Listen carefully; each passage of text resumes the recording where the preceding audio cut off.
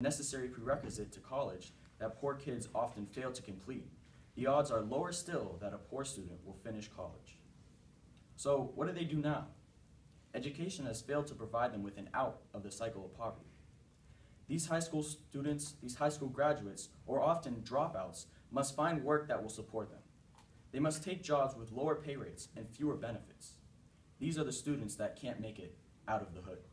They are working alongside their parents in these low-paying jobs with no hope of advancement or economic prosperity. They return to living in these low-income housing that they started in. These people have children of their own who in turn do poorly at school, like their parents, and the cycle of poverty continues over again. The cycle of poverty creates a culture of poverty. The cycle creates thousands of people who have known nothing more than low achievement surrounding them on a daily basis. This leads to a culture of poverty and mediocrity in the minority community. The parents of these children do not know how to lead their children out of a root of poverty because they have failed at escaping it themselves. Again, the book Beating the Odds: How the Poor Get to College provided several examples of the culture of failure prevalent in these minority students.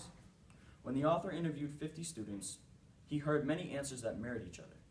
In 1986, Arthur Levine asked more than 50 elementary and junior high school students living in a low-income project what they wanted to be when they grew up. They answered firefighter, nurse, mechanic.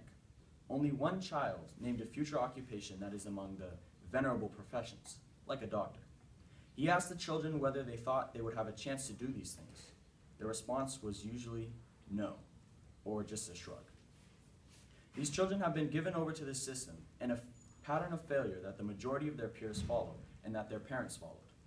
The impact of the cycle of poverty is seen in the hopeless answers that are consistently heard by interviewers when they interview students of the inner city, these minority children. These children have accepted their fate, one of a lower academic achievement, lifetime income, and successes in their personal and economic lives. The cycle has affected their whole mindset because they couldn't see a way out of the struggle that they faced. But that was 1986. What bearing does that have on the youth of schools today? To understand the root of the problem with today's youth, we need to realize that the problem with the youth of the 1980s and the 1990s, those are the parents of the children stuck in poverty today. The cycle again continues. The environment that these children, and now the parents of today's youth, grew up in nurtures continuous mediocre achievement. The same group of people that Arthur Levine interviewed in 1986 have teenage children today attending school. These children face low expectations from the time they were young children because of the culture of poverty that surrounded them. Those children found themselves living in a cycle of poverty that they cannot ever escape. Those children, now middle-aged parents, are the ones who need to provide the example to their children. As Levine puts it, the existing roots out of poverty have diminished in number, and too few poor people even know of their existence. The roots must be recreated regularly, poor person by poor person, to keep them from disappearing. So now, what can we do to change the cycle of poverty and to close the gap between the two racial groups in regards to education? Income determines where you go to school. So let's look back at Brookline. If your family is able to afford a multi-million-dollar home or pay the high rent rates found in Brookline, then you're able to attend Brookline High School, a school that has been nationally ranked and sends its students to Ivy League schools. Let's face it, better school systems lead to better performing students.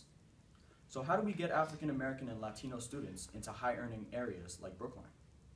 Voluntary integration programs like our own MECO program in Massachusetts are paramount to closing this gap. These programs take students from Boston and place them in school systems with better access to resources that help students. This translates into Black and brown students scoring higher on tests and exams nationally on the local and the state level. Both of these boost college attendance and graduation, which help to break this cycle of poverty. The continued success of these programs is essential, and our continued support is essential as well. Funding for in-school classes like Brookline High School's own African American Latino Scholars Program, aimed at teaching Black and brown students their own history and current events pertaining to them as minority students, as well as providing help to further academic achievement levels, is very important as well.